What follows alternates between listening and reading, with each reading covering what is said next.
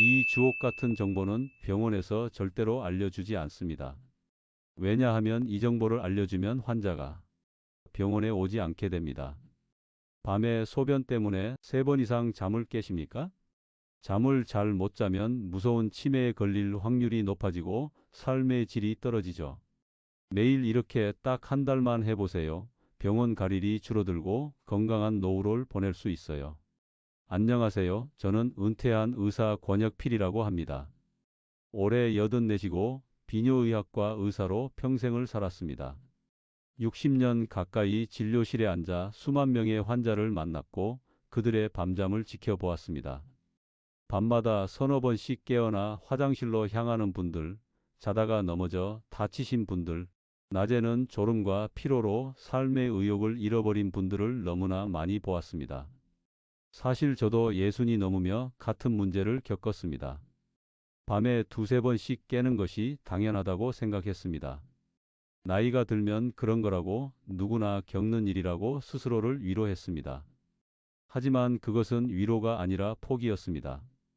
깨어날 때마다 다시 잠들기 어려웠고 아침이면 개운하지 않았습니다. 진료 중에도 집중력이 떨어졌고 배우자는 제가 밤마다 일어나는 소리에 함께 잠을 설쳤습니다. 그때부터 저는 환자이자 의사로서 이 문제를 파고들기 시작했습니다.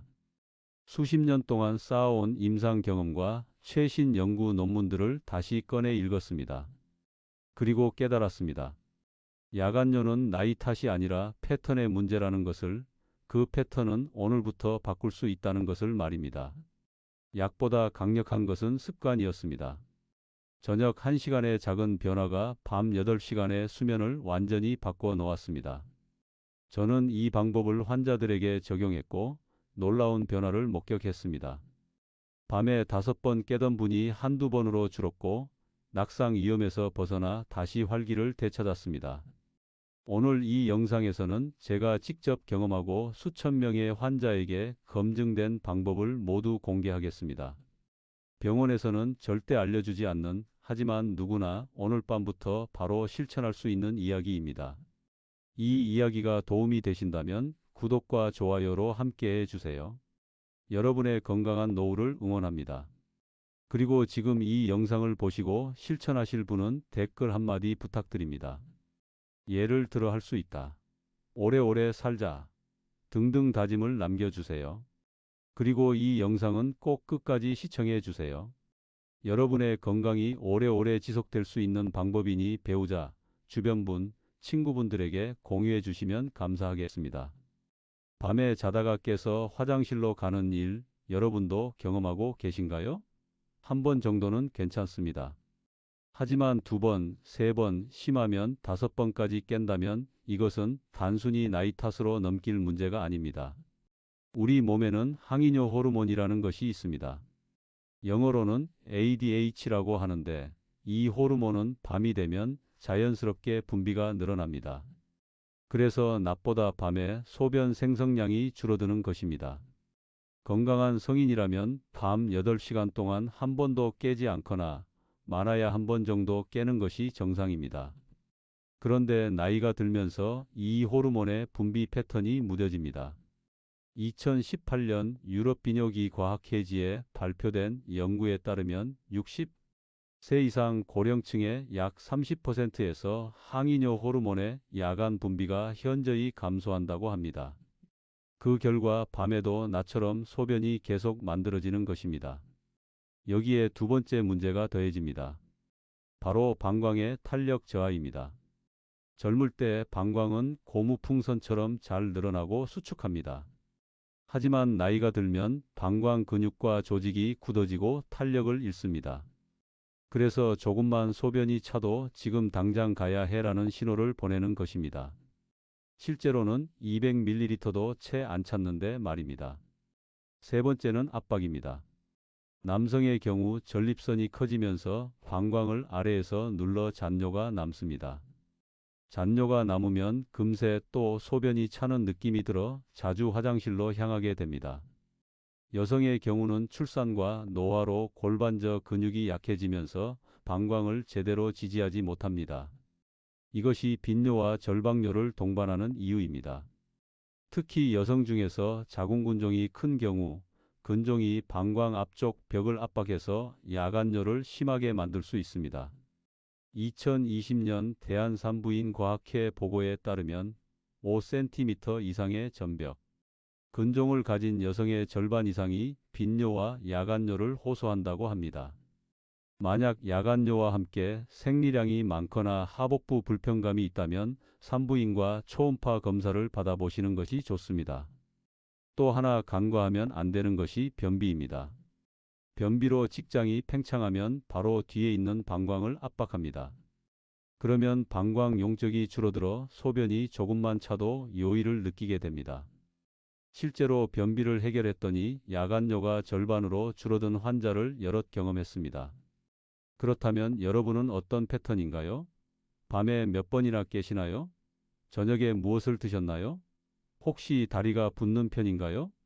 지금부터 일주일만 증상 일지를 써보세요. 취침 시간, 깨는 횟수, 저녁에 먹은 음식과 마신 양, 복용 중인 약을 기록하는 것입니다. 단 일주일만 써도 여러분만의 패턴이 선명하게 보입니다. 주의하실 점이 있습니다. 만약 소변에 피가 섞여 나오거나 열이 나거나 배뇨할 때 통증이 있다면 즉시 병원을 방문하셔야 합니다. 이것은 감염이나 결석, 드물게는 종양의 신호일 수 있습니다.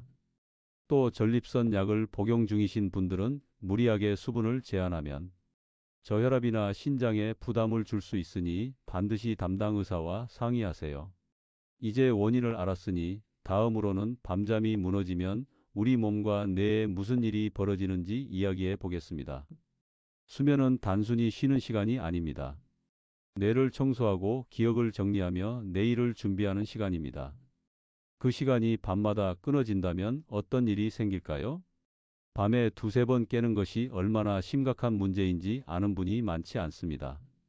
그저 나이 들면 그런 거지 하고 넘기는 경우가 대부분입니다. 하지만 수면이 끊어지면 우리 뇌에는 치명적인 일이 벌어집니다.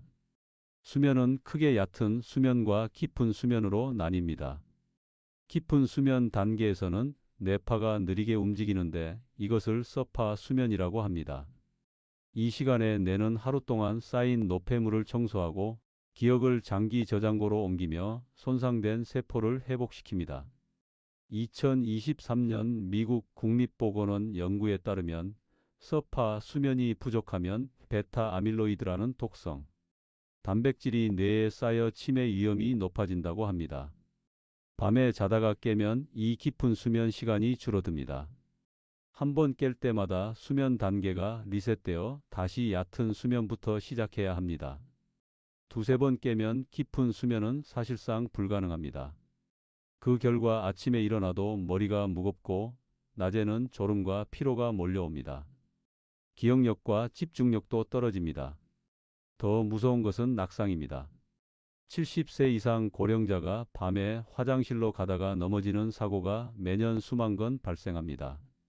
어두운 복도에서 시력이 제대로 적응하지 못한 상태로 걷다가 혹은 졸린 상태로 비틀거리다가 넘어지는 것입니다. 한 번 넘어지면 골절, 특히 고관절 골절이 생길 수 있고 그 이후 1년 내에 합병증으로 사망하는 비율이 20%에 이릅니다. 여러분은 밤에 깨서 화장실 갈 때 불을 켜시나요? 아니면 어둠 속에서 습관적으로 가시나요? 혹시 넘어질 뻔한 적은 없으신가요? 이것은 결코 사소한 문제가 아닙니다. 수면과 관련해서 또 하나 중요한 것이 세로토닌과 멜라토닌입니다. 세로토닌은 행복 호르몬이라 불리며 낮 시간 동안 활동과 기분을 조절합니다. 그리고 저녁이 되면 세로토닌이 멜라토닌으로 전환되어 우리를 잠들게 합니다. 이 리듬이 깨지면 잠들기 어렵고 자다가 자주 깨게 됩니다. 세로토닌은 햇빛과 운동, 그리고 트립토판이라는 아미노산에서 만들어집니다. 낮에 햇빛을 충분히 쬐지 않거나 실내에만 있거나 저녁 늦게까지 스마트폰에 블루라이트를 쬐면 세로토닌 생성이 방해받습니다. 그 결과 밤에 멜라토닌이 제대로 만들어지지 않아 수면의 질이 떨어지고 야간뇨도 심해지는 것입니다. 실제로 2021년 서울대 병원 연구팀이 발표한 논문을 보면 낮 시간대 야외 활동이 부족한 고령자일수록 야간뇨 빈도가 높았고 인지 기능 저하 속도도 빨랐습니다. 수면과 뇌 건강 그리고 야간뇨는 모두 연결되어 있는 것입니다. 그렇다면 어떻게 해야 할까요? 세 가지만 기억하세요. 첫째, 블루라이트를 차단하세요. 잠들기 1시간 전에는 스마트폰과 텔레비전을 끄는 것입니다. 블루라이트는 멜라토닌 분비를 억제합니다. 만약 꼭 봐야 한다면 블루라이트 차단 안경을 쓰거나 화면 필터를 사용하세요. 둘째, 낮에 햇빛을 쬐세요. 오전이나 오후 이른 시간에 20분에서 30분 정도 밖에 나가 걷거나 앉아 계세요. 햇빛은 세로토닌을 만들고 저녁에는 자연스럽게 멜라토닌으로 전환됩니다. 날씨가 안 좋으면 밝은 실내 조명 아래에서라도 시간을 보내는 것이 좋습니다. 셋째, 저녁에는 트립토판이 풍부한 음식을 가볍게 드세요. 달걀, 두부, 우유, 견과류 같은 음식입니다. 단, 과식은 금물입니다. 배가 부르면 소화 때문에 오히려 잠을 설치게 됩니다. 또 하나, 변비를 해결하세요. 아침에 일어나자마자 따뜻한 물 한 컵을 마시는 것으로 시작하세요. 장을 깨우고 배변을 촉진합니다. 식이섬유와 수분은 낮 시간에 충분히 섭취하고 매일 같은 시간에 화장실에 가는 습관을 들이세요. 변비가 해결되면 방광 압박이 줄어 야간뇨도 자연스럽게 줄어듭니다. 주의할 점이 있습니다. 불면증 약을 함부로 복용하지 마세요. 일부 수면제는 근육을 이완시켜 낙상 위험을 높이고 낮 시간대에 졸음을 유발합니다. 만약 콧고리가 심하거나 자다가 숨이 멎는 듯한 증상이 있다면 수면무호흡을 의심하고 검사를 받아보세요. 수면무호흡은 야간 단뇨를 악화시키는 주요 원인 중 하나입니다. 이제 수면과 뇌 건강의 중요성을 아셨을 겁니다. 그렇다면 구체적으로 저녁 시간을 어떻게 보내야 밤에 덜 깨고 깊이 잘 수 있을까요? 다음 챕터에서는 저녁 1시간의 작은 습관이 어떻게 여러분의 밤을 바꾸는지 말씀드리겠습니다. 저녁 6시부터 잠들기 전까지 이 짧은 시간이 여러분의 밤 8시간을 좌우합니다. 믿기 어렵겠지만 사실입니다. 저는 수천 명의 환자를 통해 이것을 확인했고 저 스스로도 몸으로 체험했습니다. 가장 큰 적은 국물입니다. 된장찌개, 김치찌개, 라면, 국밥. 우리가 저녁마다 즐기는 이 음식들이 야간뇨의 주범입니다.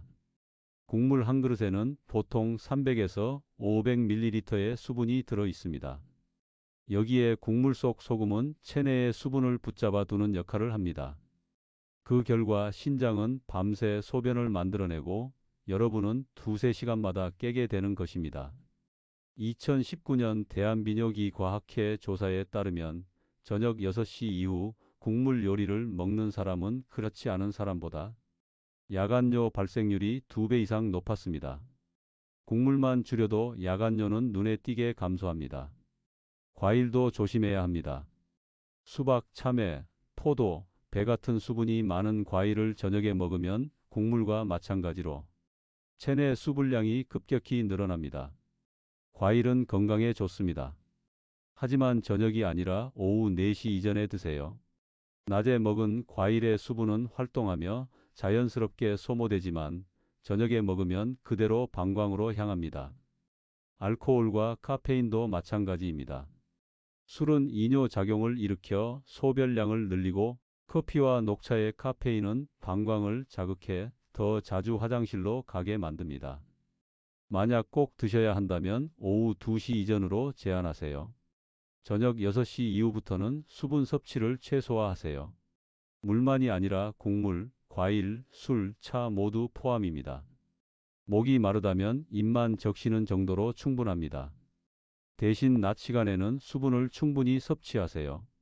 신장과 심혈관 건강을 위해서는 하루 1리터에서 1.5리터 정도의 수분이 필요합니다. 저녁 식사는 반찬 위주로 드세요. 김치나 젓갈 같은 짠 음식은 줄이고 나물이나 구이 같은 담백한 반찬을 선택하세요. 소금은 수분을 붙잡아 두기 때문에 저염 식사가 야간뇨 감소에 큰 도움이 됩니다. 이제 다리 이야기를 해보겠습니다. 하루 종일 서 있거나 앉아 있으면 다리에 부종이 생깁니다. 중력 때문에 체액이 아래로 내려가 발목과 종아리에 고이는 것입니다. 그런데 밤에 눕는 순간 이 체액이 혈관으로 다시 흡수됩니다. 그리고 신장으로 가서 소변으로 빠져나갑니다. 이것이 밤에 소변량이 늘어나는 또 하나의 이유입니다. 해결책은 간단합니다. 저녁 시간 동안 다리를 높이 올리는 것입니다. 텔레비전을 보거나 책을 읽을 때 쿠션이나 방석을 쌓아 그 위에 다리를 올려 놓으세요. 한두 시간만 해도 부종이 빠지고 그 체액은 낮 동안 소변으로 배출됩니다. 그러면 밤에 눕더라도 추가로 소변이 만들어지지 않습니다. 취침 직전에는 반드시 화장실을 다녀오세요. 소변량이 적더라도 괜찮습니다. 방광을 최대한 비워두는 것이 중요합니다. 조금이라도 남아있으면 금세 차서 깨게 됩니다.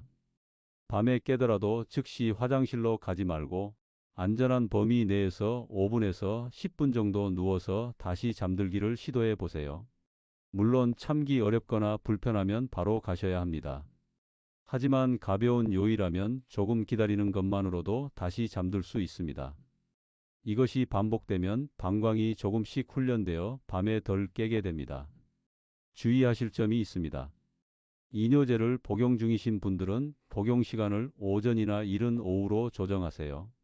저녁에 먹으면 밤새 소변이 나와 잠을 설치게 됩니다. 반드시 담당 의사와 상의하세요. 또 과도한 수분 제한은 금물입니다. 낮에는 충분히 드셔야 합니다.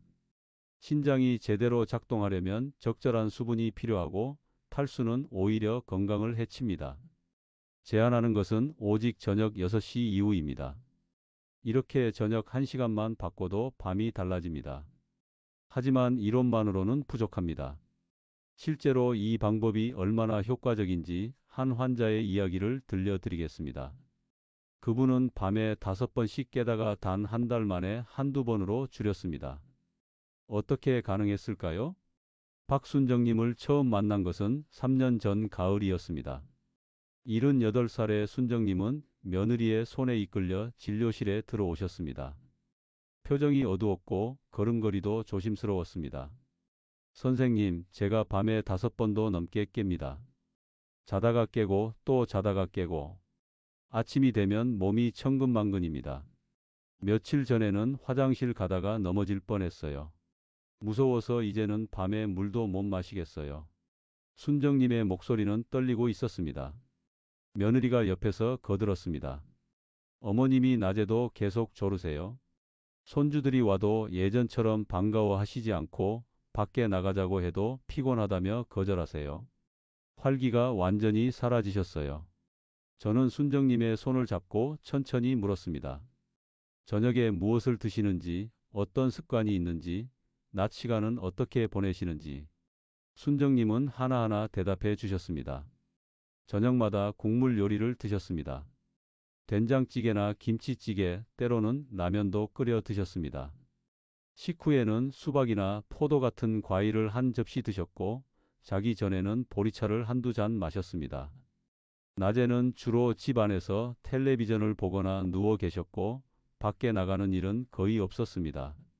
잠들기 전까지 스마트폰으로 뉴스를 보거나 드라마를 보셨습니다. 검사 결과 순정님에게는 특별한 질환이 없었습니다. 방광 기능도 나쁘지 않았고 신장도 정상이었습니다. 문제는 습관이었습니다. 저는 순정님께 6가지를 제안했습니다. 첫째, 저녁 6시 이후로는 국물과 과일을 끊으세요. 수분 섭취를 최소화하세요.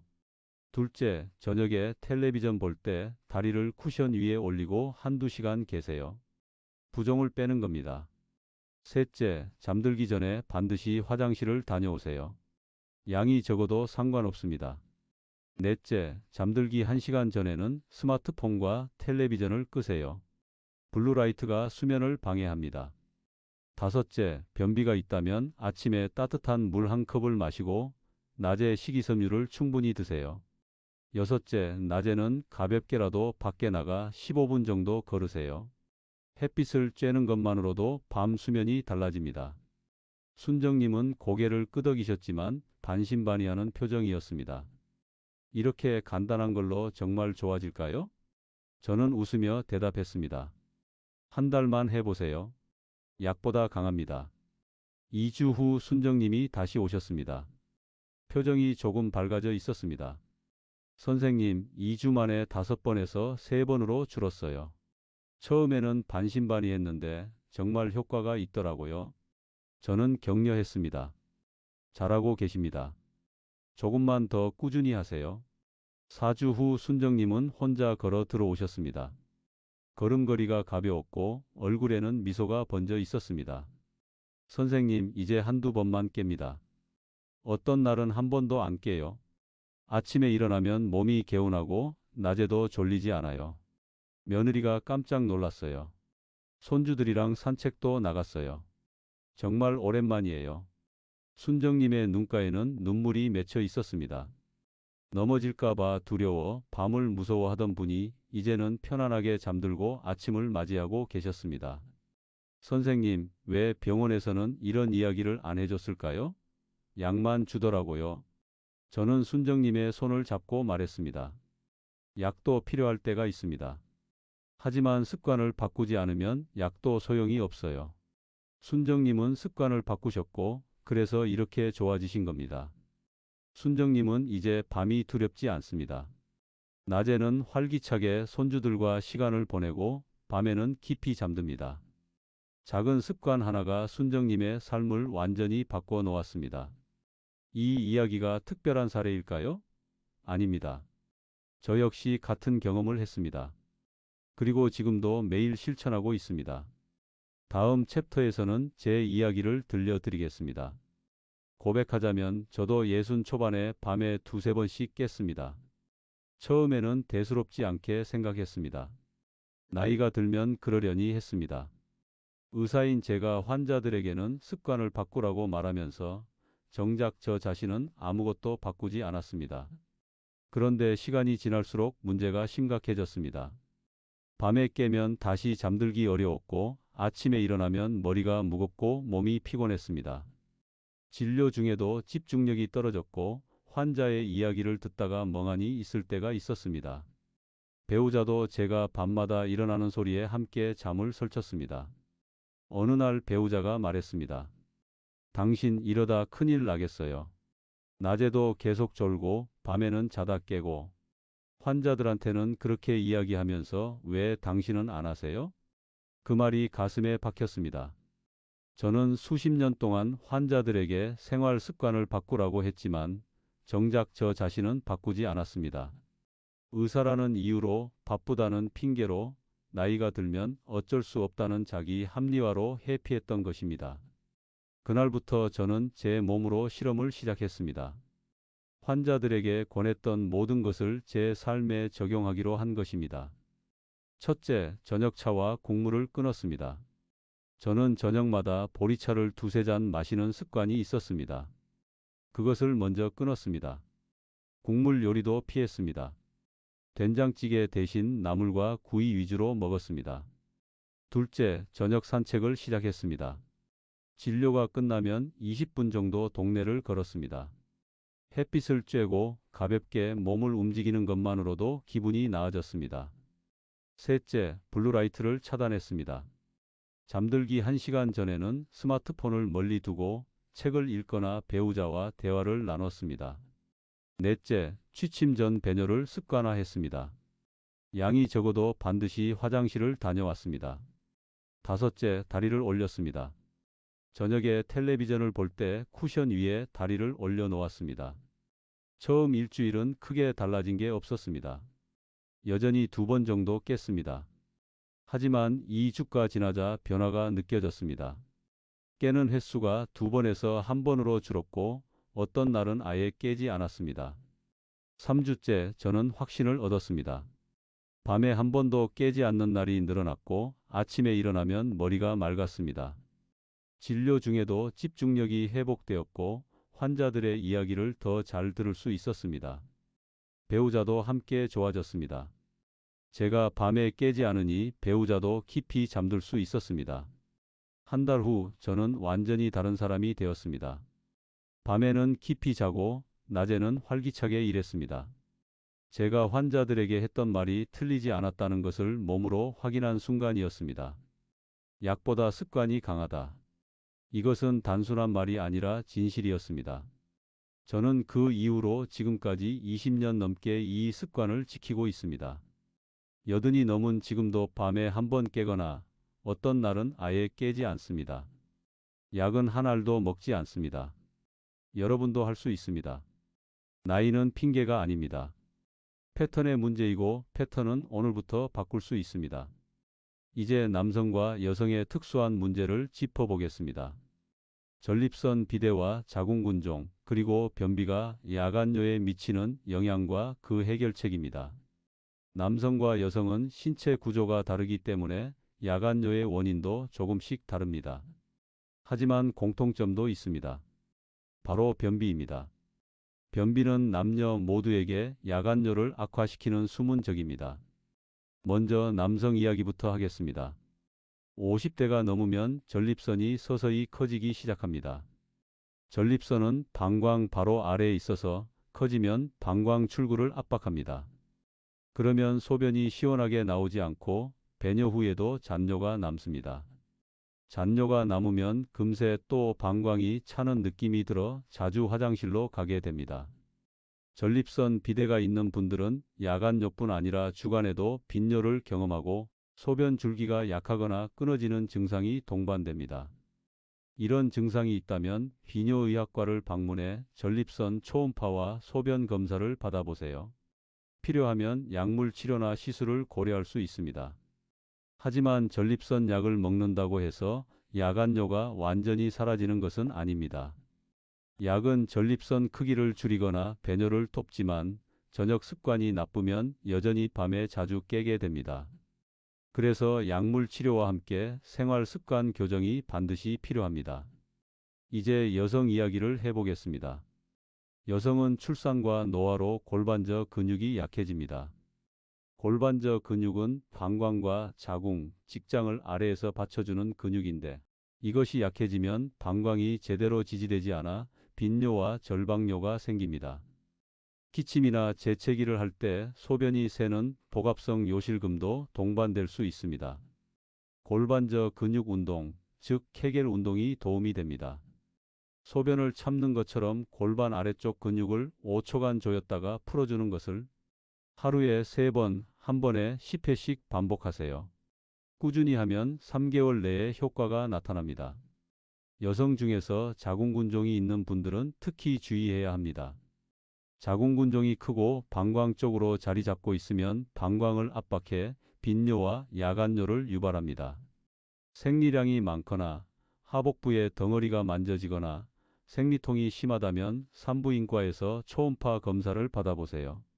근종 크기와 위치에 따라 약물 치료나 수술을 고려할 수 있습니다. 이제 남녀 공통 문제인 변비를 이야기하겠습니다. 변비는 생각보다 야간뇨와 밀접하게 연결되어 있습니다. 직장에 변이 쌓이면 직장이 팽창하고 그 바로 앞에 있는 방광을 압박합니다. 방광 용적이 줄어들면 소변이 조금만 차도 요일을 느끼게 되는 것입니다. 변비를 해결하는 방법은 간단합니다. 아침에 일어나자마자 따뜻한 물 한 컵을 마시세요. 장을 깨우고 연동 운동을 촉진합니다. 낮 시간 동안 식이섬유가 풍부한 채소와 과일을 충분히 드시고 수분도 넉넉히 섭취하세요. 규칙적인 배변 습관도 중요합니다. 매일 같은 시간에 화장실에 가서 5분 정도 앉아 계세요. 변이 나오지 않아도 괜찮습니다. 습관을 만드는 것이 중요합니다. 가벼운 운동도 도움이 됩니다. 걷기나 스트레칭은 장 운동을 활발하게 만들어 변비를 예방합니다. 반대로 오래 앉아 있거나 활동량이 적으면 변비가 악화됩니다. 주의할 점이 있습니다. 혈뇨가 나오거나 급성 통증이 있거나 열이 난다면 지체 없이 병원을 방문하세요. 이것은 감염이나 결석, 드물게는 종양의 신호일 수 있습니다. 소변 일지를 작성하는 것도 좋은 방법입니다. 하루 동안 마신 양, 소변 본 횟수와 시간, 밤에 깬 횟수를 기록하세요. 일주일만 써도 패턴이 보이고 병원에 갈 때 이 기록을 보여주면 진단과 치료 방향을 정하는 데 큰 도움이 됩니다.